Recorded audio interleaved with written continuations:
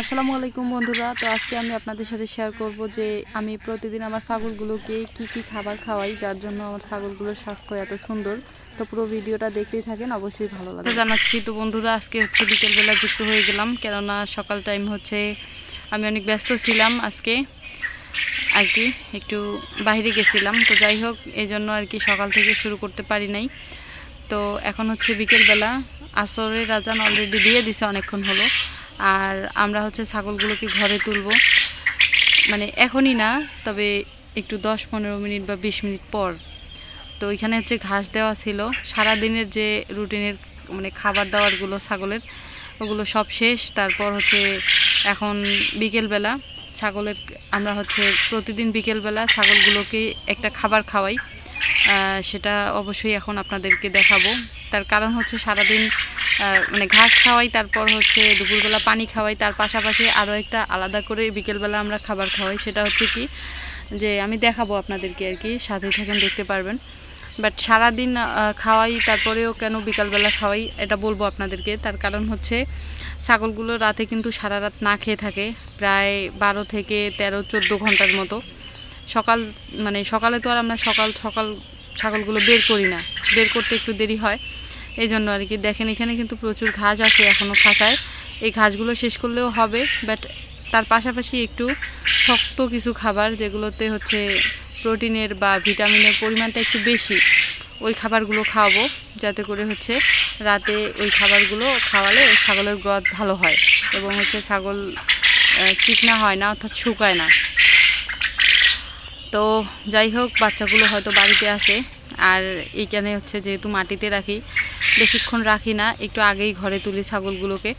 আর এখন আমি আপনাদেরকে হচ্ছে দেখাবো যে ছাগলগুলোকে আমরা কি খাবার খাওয়াবো। তো চলেন ছাগলগুলোকে এখন বাড়ি নিয়ে যাই।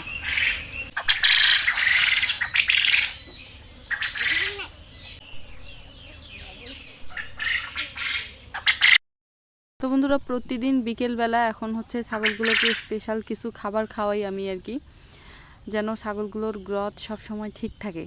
আর বর্তমান যেহেতু বর্ষাকাল, আপনারা তো জানেনই যে আমি ঘাস চাষ করি নাই, তার মধ্যে আমি হচ্ছে দোলা থেকে ঘাস সংগ্রহ করে এনে ওই ঘাসগুলো খাওয়াচ্ছি আমাদের ছাগলগুলোকে।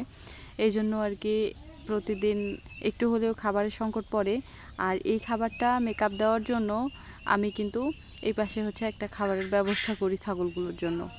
তো এখানে হচ্ছে ভুট্টার গুঁড়া সিদ্ধ করা রান্না, তারপর বেশি করে ধানের ভুসি, তারপরে হচ্ছে লবণ, ভাতের মার, কিছু আম কাঁঠালের যে শালগুলো পাওয়া যায় ওগুলো, যেহেতু এখন হচ্ছে আম কাঁঠাল পাকার সিজন, এই জন্য আর কি ওগুলো পাওয়া যায়। আর আমাদের তো গ্রামের বাড়িতে ওগুলো অ্যাভেলেবেল আর কি, আমের গাছ, তারপর কাঁঠাল গাছ, কাঁঠাল আছে, আম আছে, এই জন্য আর কি আমাদের একটু সুবিধা হয়। বিশেষ করে এই কয়েকদিন, যে কয়েকদিন কাঁঠাল আম থাকবে, সে কয়েকদিন ছাগলগুলোর কিন্তু খাবার নিয়ে কোনো চিন্তাই থাকে না, ছাগলগুলো খুব তৃপ্তি সহকারে খেতে পারে।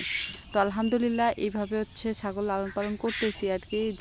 যে সময় যে পরিস্থিতির মুখে পড়ি আমি, ওই সময় ওই সিচুয়েশান অনুযায়ী কিন্তু আমি কাজ করি।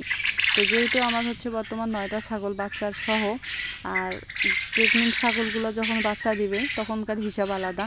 তো আমি কিন্তু পূর্ব পরিকল্পনা হিসেবে ভুট্টা যে চাষ করছি, সবগুলো ভুট্টা বিক্রি করে দেই নেই, আমাদের ছাগল গরুর জন্য আমি প্রায় অনেকগুলো ভুট্টা রেখে দিছি। ওগুলো কিন্তু প্রায় 1 বছর আমি খাওয়াতে পারবো, অর্থাৎ এখন থেকে শুরু করে আবার যে ভুট্টা আসবে ওই ভুট্টা হওয়া পর্যন্ত কিন্তু আমি চালাতে পারবো, ওই হিসাব করে আমি ভুট্টা রেখে দিছি।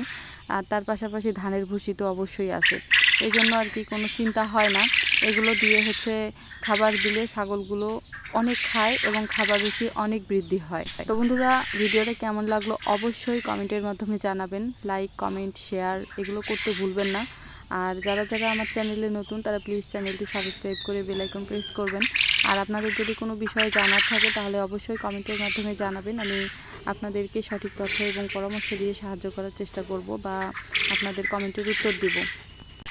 তো আজকে এই পর্যন্তই। এখন হচ্ছে ছাগলগুলোকে আমরা ঘরে তুলবো, আর সময় নেই, সন্ধ্যা অলরেডি হয়ে গেছে, আর হয়তো রাত্রে আবার বৃষ্টি নামবে। তো সবাই ভালো থাকবেন, সুস্থ থাকবেন, আল্লাহ হাফেজ।